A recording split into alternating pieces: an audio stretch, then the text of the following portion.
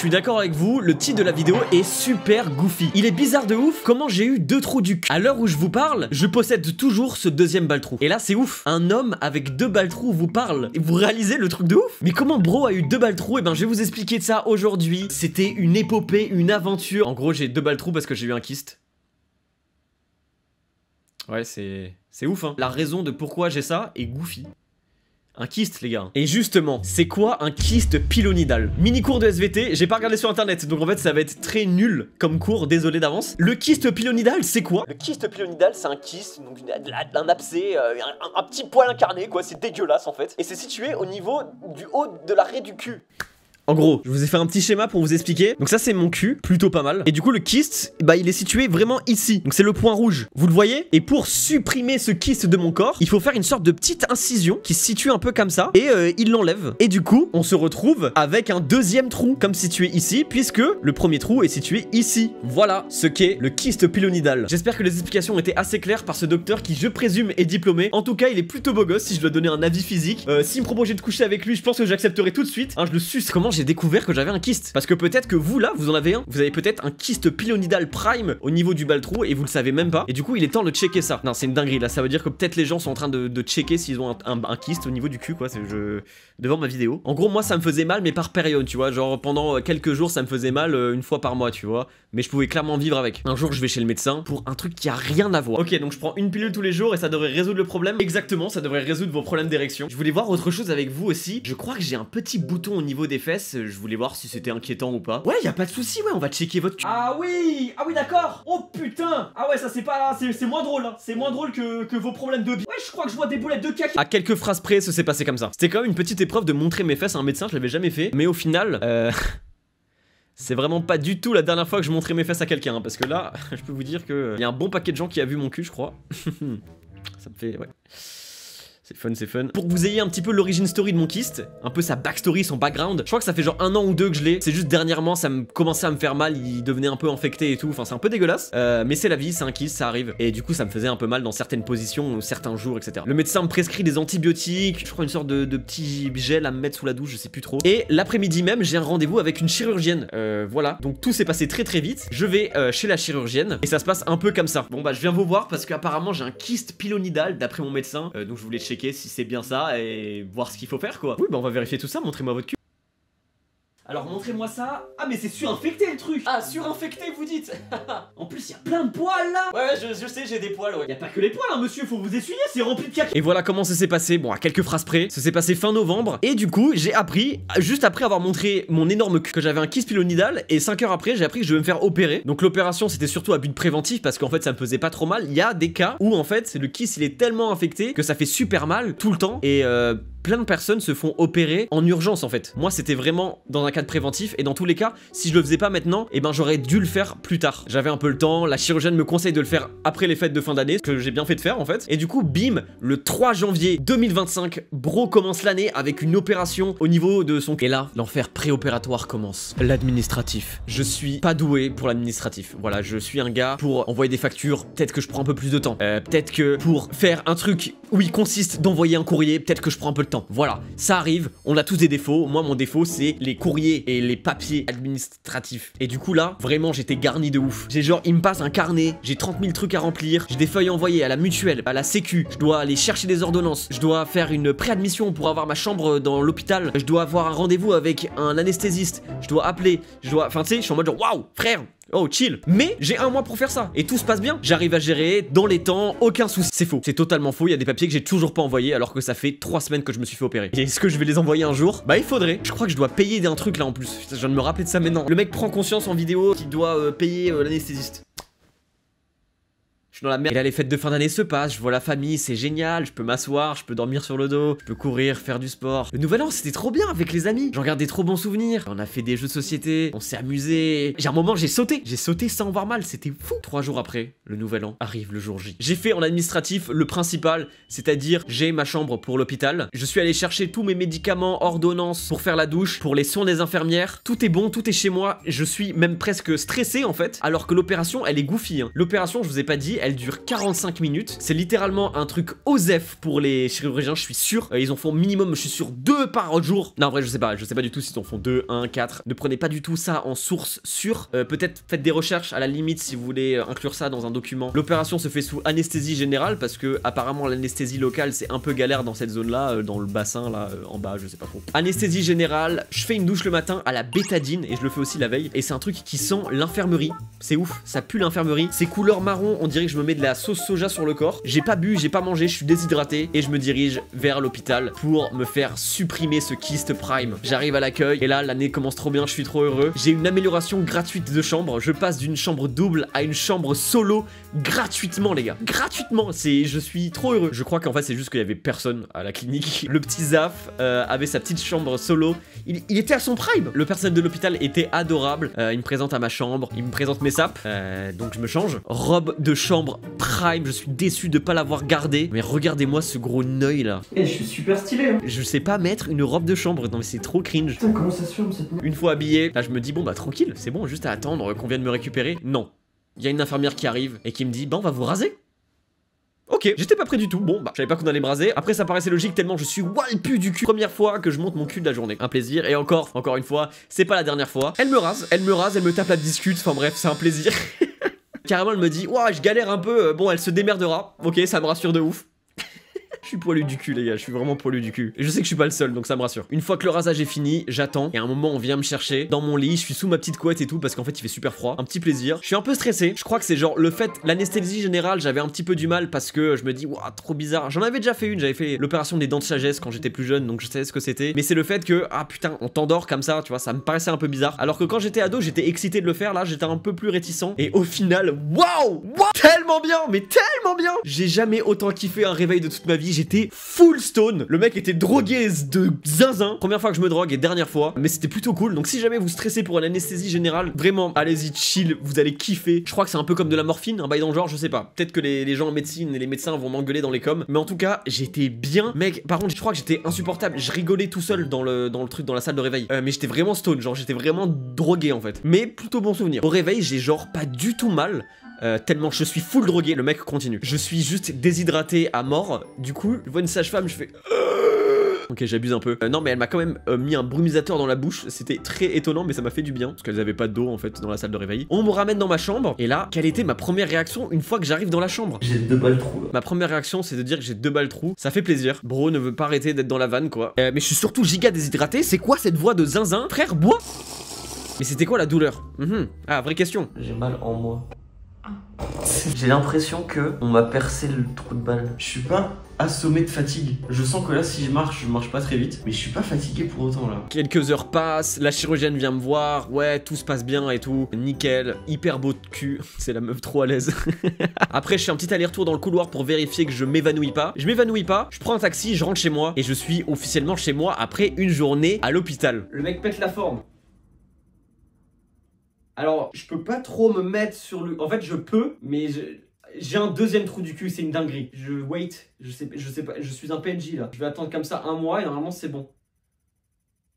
C'est une dinguerie. Si j'avais su que en fait, là c'était le début du plus chiant et que tout ce que j'avais fait avant c'était OSEF, l'administratif OSEF, l'anesthésie, mais OSEF c'était même bien en fait. Être à jeun, OSEF, la douche bêta... Bon ok on a compris. Les premières 24 heures, tranquille de ouf, j'ai même pas mal, je suis juste extrêmement fatigué, je suis fébrile, mais ouais j'ai pratiquement pas mal et je suis en mode genre waouh. Parce que j'en avais parlé vite fait sur TikTok avant de faire l'opération, j'étais en mode bah ouais, les gens qui m'en ont parlé ont abusé de ouf en fait. Ça fait pas mal, carrément, je m'étais assis en fait, j'étais assis, j'étais en mode bah ouais ça va tranquille.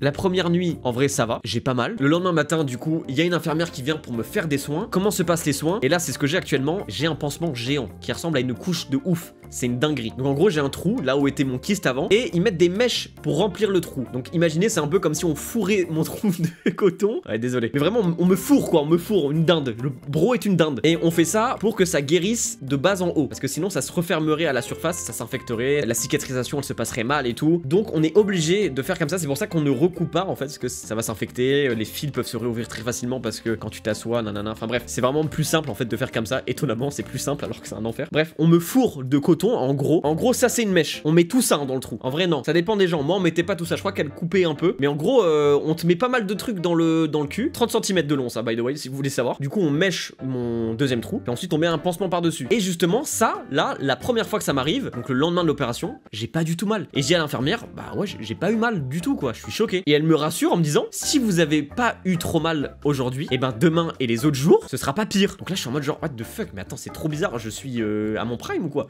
Genre, je suis en mode, pourquoi tout le monde me dit que c'était horrible? Et là, je suis en mode, j'ai l'impression que c'est tranquille, quoi. Les premières 24 heures en médicaments, je prenais juste des Doliprane pour un peu pré-shot la douleur, pour pas avoir trop mal et tout. Et là, les gars, je me suis fait karma de ouf. Pendant la deuxième nuit, la douleur, elle se réveille. Et en fait, c'est parce que les premières 24 heures, j'étais encore sous anesthésie. Et donc, j'avais pas mal. Ou du moins, la douleur, elle était grave estompée. J'avais tellement mal, j'avais l'impression qu'il y avait un clou planté au niveau de mes fesses. Et genre, chaque mouvement me faisait tellement mal, genre vraiment, je pense vraiment que c'est l'une des douleurs qui m'a fait le plus mal jusqu'à présent. Heureusement, il y avait ma soeur chez moi et je l'ai appelée. Donc là, vraiment, faut imaginer que j'étais sur le ventre, je pouvais plus bouger et j'ai appelé ma soeur. Elle est venue me mettre un médicament dans la bouche et me faire boire à la tasse un peu d'eau. Et en gros, j'ai pris du tramadol à ce moment-là, qui est du coup beaucoup plus puissant que le Doliprane. Ça, c'est un antalgique, je crois, je suis pas sûr.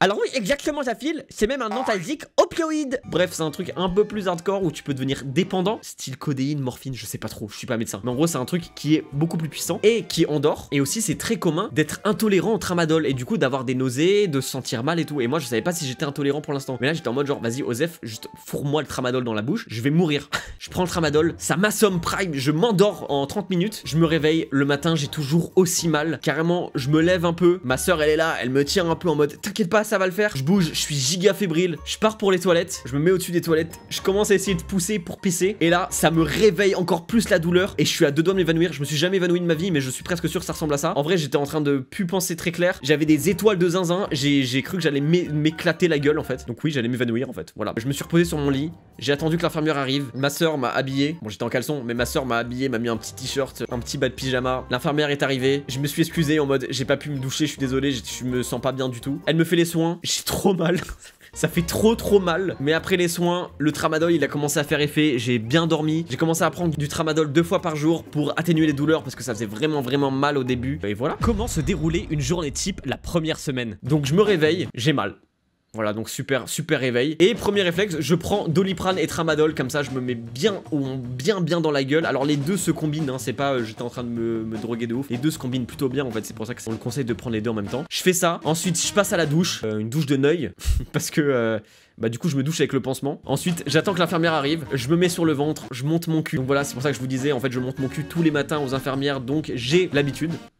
Voilà, je ne suis plus du tout pudique des fesses. Le kyste me fait grandir. On fait les soins, ça dure 5 à 10 minutes. Ça fait un peu mal, en vrai de vrai. Et juste après, je me pose, je m'allonge. Et généralement, je faisais une petite sieste le matin. Le midi, je mange. L'après-midi, je m'allonge. Et voilà. Et en fait, c'est ça qui se passe. C'est que 90% de la journée, je suis allongé ou debout. Je m'assois pas parce que ça me fait beaucoup trop mal pour le coup. Debout, ça me fait pas trop mal, sauf au bout d'un moment, la douleur se réveille à force de marcher et tout. Donc ouais, je passe vraiment 90% du temps allongé. C'était pas très fun, en fait, c'était un peu chiant. J'ai jamais eu autant envie de sortir de chez moi, de faire du sport, de voir des gens et tout. Au final, j'étais un peu bloqué chez moi. Mais dans tout ça, ça m'a mis dans une yes life de zinzin. Parce que je suis un gars qui a l'habitude de commander Uber Eats. Et là, en fait, j'ai commandé Uber Eats une fois depuis le début de l'année. On est le 24 janvier. Normalement, je commande assez régulièrement. Je mange des légumes. Je mange bien. Et en vrai, je suis trop bien. Je suis trop heureux. Parce que bien manger, en fait, impacte de ouf sur l'état mental de zinzin. Genre, c'est une dinguerie. Comment je me rends compte, du coup, que maintenant, à 25 ans, c'est fou. Mais manger bien, pour le coup, les gens ne mentaient pas. Manger bien, ça vous met de bonne humeur. J'ai un bon rythme de sommeil parce que ça m'arrivait parfois de me réveiller à 15h, 16h, 17h. Ouais, je me réveille à 17h parfois. Mais là, du coup, je suis obligé de me réveiller le matin puisque j'ai mes soins. Et je suis obligé de prendre ma douche le matin. Donc, bref, je suis dans une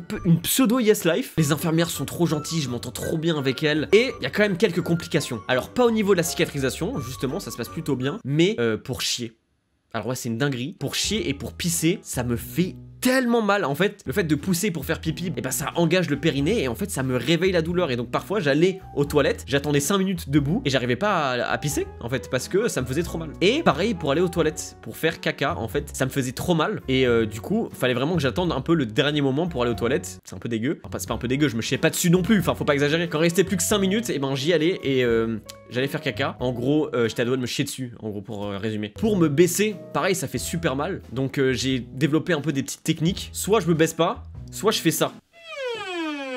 Bro est un artiste. Mais regardez, maintenant, au bout de 3 semaines, Bro peut se baisser. Hop les... J'ai quand même senti un peu. Je fais le malin. Mais quand je vous dis que j'ai été dans une yes life, j'ai vraiment été dans une yes life. Je n'ai jamais été autant productif sur genre TikTok et Insta que lorsque j'avais mon kyste. En fait, je faisais des sortes de petites updates. J'essayais d'en faire tous les jours, mais parfois j'avais pas 30 000 choses à raconter. Sur TikTok et sur Insta, vous avez kiffé. Moi aussi j'ai kiffé. Et ouais, j'ai jamais été autant productif sur les réseaux que en ce début d'année, alors que j'étais dans une situation hyper contraignante. Je passais 90% du temps allongé, quoi. Je devais faire mes montages genre sur le côté, quoi. C'est pas pratique. Mais j'ai trop kiffé et ça m'a vraiment mis dans un élan où là je continue d'être un peu actif sur TikTok. Je vais essayer d'être un peu plus actif sur YouTube.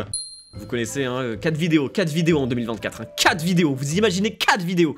Ok, je faisais des TikTok, mais chaque TikTok me prenait énormément d'énergie, au premier degré. Je mettais toute mon énergie dans le TikTok et après j'étais HS. Avec le montage et tout, ça me prenait peut-être 1 heure au total, alors que vraiment, c'est un peu abusé la durée, 1 heure pour ça. Et après je dormais ou je devais me poser, enfin bref, en vrai j'avais vraiment pas beaucoup d'énergie. Je crois que ça allait comparé à certaines personnes. Je sais qu'il y a certaines personnes qui dormaient énormément. Moi j'étais juste très peu énergétique. Et au bout de quelques jours, je finis par faire le premier stream allongé sur Twitch à cause d'un kyste pilonidal. C'était incroyable. Premier dog, je suis trop bien, frère. Genre, vraiment, je peux faire un stream de 24 heures là.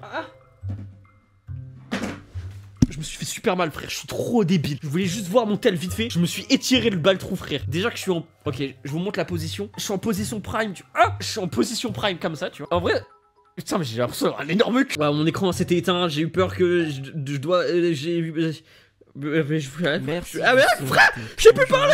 J'ai bégayé de malade. Le kyste a changé ma vie. Je deviens actif sur TikTok, Insta. J'arrive à faire un stream alors je peux pas m'asseoir. Je le fais allonger carrément. Et ouais, je fais attention à mon alimentation, à mon sommeil. Carrément, j'optimise ma cicatrisation au max. Je prends des compléments, mec. À minuit, je vais me coucher en me disant, ok, là, il faut que je me couche, comme ça, je dors assez et tout. Je fais des siestes si je sens que je suis fatigué parce que dormir, c'est bien. Je bois énormément d'eau. Et aujourd'hui, ça fait 3 semaines pile. Ça fait 21 jours. J'avais même pas fait exprès. Et comme vous pouvez le voir, bah, Bro est assis. Et genre là, en vrai, premier Doug, j'ai pas mal. Du tout. J'ai un petit coussin qui m'aide, mais en réalité je crois que j'en ai pas forcément trop besoin parce que je peux m'asseoir sur des chaises sans le coussin. Ça atténue un peu la douleur quand même. Juste, je garde le dos droit, je m'adosse pas trop parce que ça me fait mal. Je prends plus du tout de médoc, donc plus de Doliprane, plus de Tramadol. Je suis pas devenu addict au Tramadol comme certains ont pu l'être, donc trop cool. En vrai, c'est au bout de 2 semaines, j'ai pu m'asseoir, j'ai plus eu trop mal, j'ai commencé à pouvoir sortir et tout. Et là, je suis un peu bloqué en fait. Ma cicatrisation se passe super bien. J'ai mes infirmières qui prennent des photos 1 fois par semaine et l'évolution est dingue. Je suis choqué. Je suis aussi choqué de la gueule du truc. C'est une dinguerie comment c'est dégueulasse. Mais tant qu'il n'y a pas eu cicatrisation complète, je suis obligé d'avoir les soins tous les jours chez moi, tous les matins. Et donc en fait je peux pas voyager. Si je dois me déplacer pour quelques jours, ce que je peux faire en fait, je peux me déplacer là, je peux m'asseoir dans un train, je peux faire des trucs. Alors peut-être je peux pas courir, peut-être je dois faire attention si je fais certaines actions, mais je peux vivre en fait là. Sauf que, bah non, puisque tous les matins je dois être au rendez-vous pour me faire les soins, parce que je vais pas garder le même pansement. Ça me dégoûte, frère. C'est dégueulasse en fait. Parce que les mèches, comme je vous avais montré, les mèches c'est un peu en coton et tout. En fait, ça devient gélatineux à l'intérieur, je sais pas, au contact de la chair, du sang et tout ça, ça devient gélatineux, c'est dégueulasse. Quand l'infirmière m'avait montré ça, j'étais en mode genre, what the fuck, il y avait ça. Au début, ils mettent quand même pas mal de longueur. Du coup, elle le sort et c'est genre, en vrai, bah c'est comme, elle tient ça et c'est tout gélatineux, on dirait un gros ver de terre, genre c'est dégueulasse. Donc ouais, je suis un peu bloqué, tout se passe bien, les infirmières sont bien, mais je peux toujours pas porter de charge trop lourde parce que sinon ça me fait un peu mal. Je peux pas faire de sport et j'en arrive à un point où les soins sont agréables. Et alors pourquoi les soins sont agréables? C'est bizarre, ça fait un peu sado, je suis d'accord. C'est juste que ma plaie me gratte de zinzin et ça me fait devenir fou. Je peux pas gratter, évidemment, si je gratte, je me baise en fait. Donc je suis juste là à subir. Là ça me gratte, pendant le tournage ça me grattait et je peux rien faire. Et genre ça me rend fou parce que mentalement je galère de ouf. En vrai, imaginez-vous, là la prochaine fois que ça vous gratte quelque part, je sais pas, les cheveux, la jambe et tout, retenez-vous de vous gratter. Mec, c'est hyper frustrant, c'est horrible. Et du coup les soins, bah vu qu'elle le frotte pour nettoyer et tout, mec, c'est une dinguerie comment c'est agréable, mec. Je suis trop heureux des soins, même je suis impatient, je suis en mode genre... Wouh, vous êtes là, merci beaucoup. N'hésitez pas à bien nettoyer la plaie, hein, vraiment, à tous les coups elle est bien dégueulasse, frottée et tout. Mec, ça me fait un bien de zinzin. Mais du coup, pour conclure, ma cicatrisation se passe super bien. Là je suis toujours sous gros kyste pilonidal, je peux vivre bien. Je peux faire à manger tout seul, je peux me doucher, je peux prendre la voiture, je peux voir des gens, je peux faire des courses, enfin bref, je peux tout faire en vrai. J'essaye d'optimiser un maximum la cicatrisation en essayant de bien manger, donc genre viande, légumes, glucides, tu vois, enfin genre tout ce truc là. J'essaie de manger protéiné. En complément, Vraiment, si jamais vous êtes sous kyste, moi ce que je prends c'est oméga 3, collagène, vitamine D, vitamine C. C'est des trucs que vous pouvez même prendre dans la vie de tous les jours. Le collagène c'est bien pour la peau, pour les articulations. Oméga 3 c'est bien pour le cerveau. Enfin bref, je vous laisse vous renseigner. Mais je crois que le collagène c'est vraiment bien pour cicatriser et tout. On m'a dit. Voilà un peu comment se passe l'arc kyste pilonidal prime. J'espère en avoir fini dans moins d'un mois. Mais vraiment, ouais, apparemment ça se passe vraiment bien. Je sais que pour certaines personnes, la cicatrisation ça peut prendre plusieurs mois. Genre vraiment minimum 2-3 mois. Et j'ai des messages, vu que j'en ai parlé beaucoup sur TikTok. Et je vous invite à aller me suivre sur TikTok et Insta. Parce que je vais continuer sûrement à faire des petites updates. Notamment quand j'aurai fini. Mais beaucoup de gens m'ont envoyé des messages ou ont mis des commentaires en me disant, moi ça m'a pris 6 mois, 9 mois, 1 an. Genre... Des gens me disent 2 ans après j'ai toujours des soins. Je peux avoir des récidives, donc ça veut dire je peux avoir un kyste pilonidal qui respawn, qui réapparaît. Je serai dépité. Premier dog. Je pense que c'est très dur mentalement à ceux qui rechopent ça. Donc j'espère ne pas avoir ça et je vais faire en sorte que tout se passe bien pour que je n'ai pas ça de nouveau. Parce qu'en vrai c'est hyper contraignant. Là ça fait 3 semaines, je suis un peu bloqué chez moi. Là je ressors et tout. Mais pendant pas mal de jours je sortais pas en fait. Parce que marcher me faisait mal, j'étais fébrile, enfin bref, tout ce tralala. Je vous tiendrai au courant sur les réseaux dans tous les cas. Donc allez me suivre là-bas sur Insta et TikTok. Et aussi l'infirmière elle m'a dit pour éviter d'avoir des récidives, pour éviter qu'un kyste réapparaisse de nouveau. Parce que là il y en a un qui a réapparu, j'ai vraiment le seum. Elle m'a conseillé de me faire une épilation au laser de toute la partie des fesses. Et là je dois attendre 1 an après la cicatrisation. Mais je pense que je vais le faire. Déjà je suis plus du tout pudique de mes fesses. Donc je peux montrer mes fesses à quiconque maintenant. Et je vais vraiment le faire parce que j'ai vraiment pas envie de repasser par là. Je crois que ça coûte un peu d'argent. Mais au moins j'aurai des belles fesses. Si jamais vous avez eu un kyste pilonidal, dites-le moi dans les commentaires et partagez-moi votre expérience. En vrai ça me ferait plaisir de lire tout ça, on fait un petit groupe entre kysters. Si jamais vous avez découvert avec cette vidéo que vous avez un kyste, et ben allez voir un médecin. Comment on chope ça? On m'a dit que ça a plus tendance à arriver si on reste longtemps assis ou si on est poilu, parce que c'est un poil incarné il me semble. Donc voilà, si jamais restez pas trop longtemps assis. Parfois vous avez pas trop le choix en fonction de votre travail ou des choses comme ça. Moi je suis quelqu'un qui reste très souvent assis au final, donc peut-être pour ça que j'en ai un. Mais voilà, j'espère que vous avez kiffé cette vidéo. Si vous avez suivi un petit peu mon arc kyste pilonidal prime, ça me fait plaisir que vous ayez regardé cette vidéo en entier. Prenez soin de vous, prenez soin de votre kyste si vous en avez un. Merci d'avoir regardé cette vidéo, n'hésitez pas à la liker et à vous abonner si ça vous plaît. On se retrouve très prochainement sur mes autres réseaux, je fais beaucoup de live Twitch si jamais ça vous intéresse. On est très nombreux là-bas et c'est très fun, donc allez me rejoindre. Et on se retrouve très bientôt sur YouTube. Merci beaucoup, c'est la pire outro que j'ai jamais fait. Et pour la cause, je vous montre mon deuxième ball trou.